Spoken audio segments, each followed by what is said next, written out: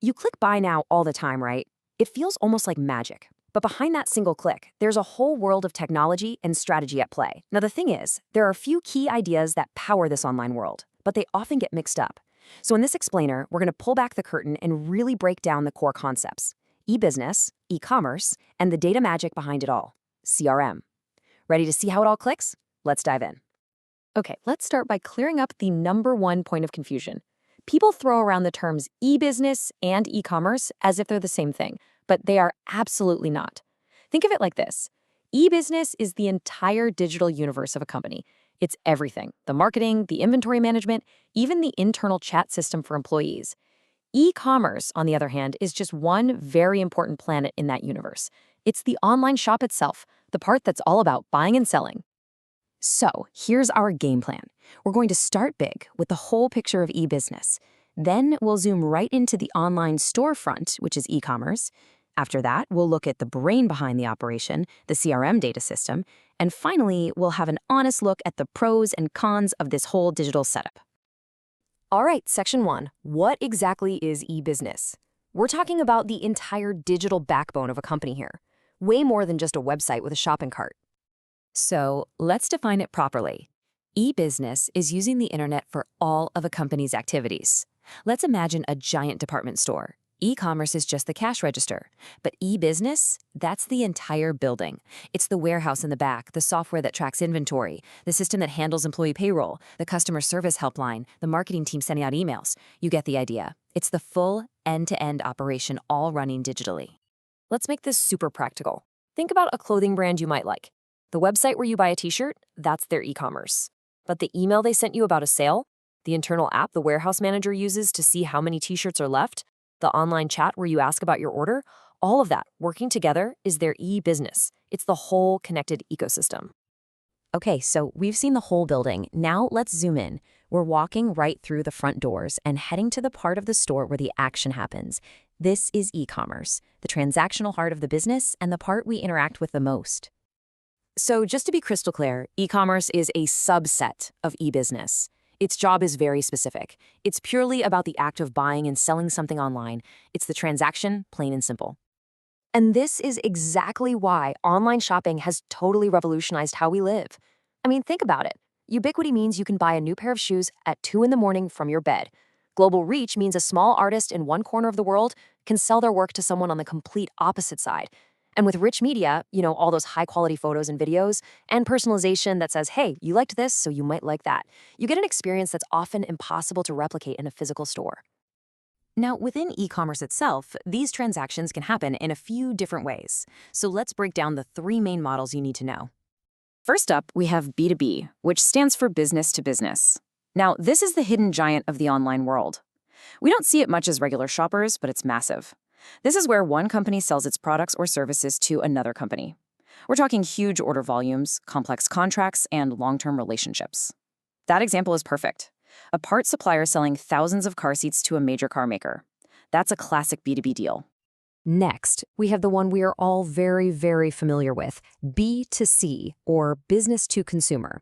This is your classic online shopping experience, where a business sells directly to an individual person, like you or me.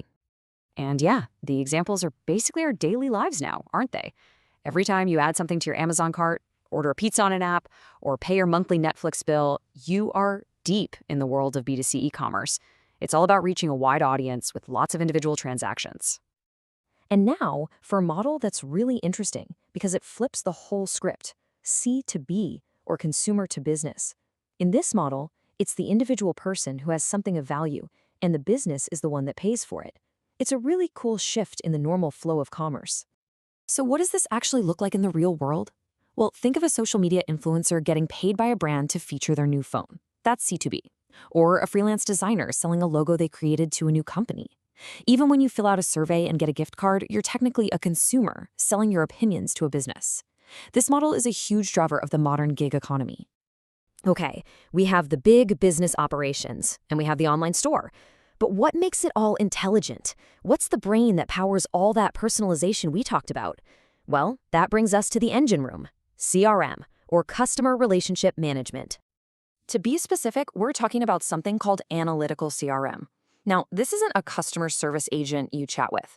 A better way to think about it is like a super smart store manager who stays in the back office. They never talk to customers directly, but they are watching everything: what people buy, what they click on, what they complain about. And then they use all that information to find patterns and help the business make much smarter decisions. So, how does this brain actually work? Well, it's a pretty logical four-step process. First, it just collects tons of customer data from everywhere. Second, it analyzes that data to find strategic insights, like, hey, this group of people would love our new product. Third, it keeps an eye on customer satisfaction by looking at feedback. And fourth, this is the really cool part, it uses all that past data to try and predict the future, like which customers might be about to leave or what they're likely to buy next. All right, to make this really sink in, let's use a simple, practical example. Let's imagine a small local coffee shop called Brew Bliss, and they've just started using one of these analytical CRM systems. Now, this is where you can see the real power of data. Look at this. The CRM analyzed sales and saw that pumpkin spice lattes were a huge hit every autumn. So, what did Brew Bliss do? They launched a targeted fall marketing campaign. Simple, but effective. Then, the system analyzed customer feedback and found a pattern of complaints about long waits in the morning. So, they adjusted their staffing schedules. Problem solved. It even noticed that people buying cappuccinos often grab a pastry too, so they created a new combo offer.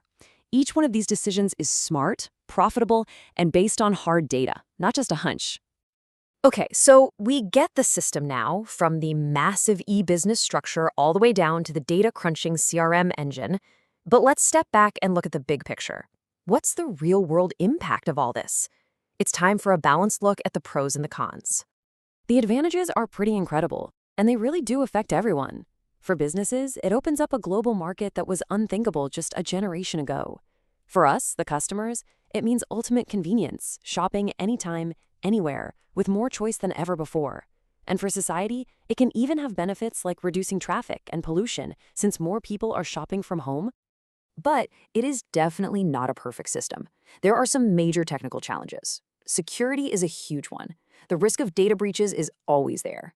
Technology also changes so fast that businesses have to keep spending money on upgrades just to keep up. And for older companies, trying to make their new digital tools work with their old systems can be an absolute nightmare.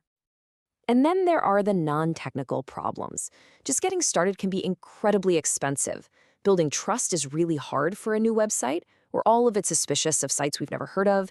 And of course, there are the big concerns about our privacy and how our data is being used.